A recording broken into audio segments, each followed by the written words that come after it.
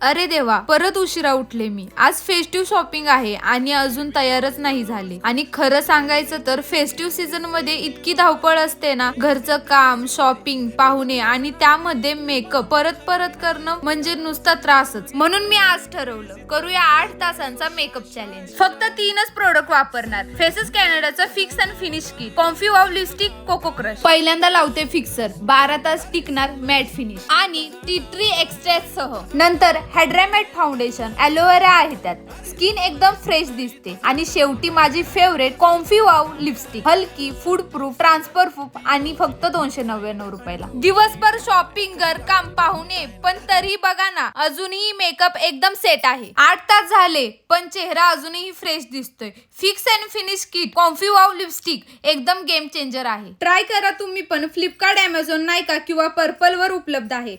स्क्रीनवरती product दिसते तिथे click करून तुम्ही ऑर्डर करा.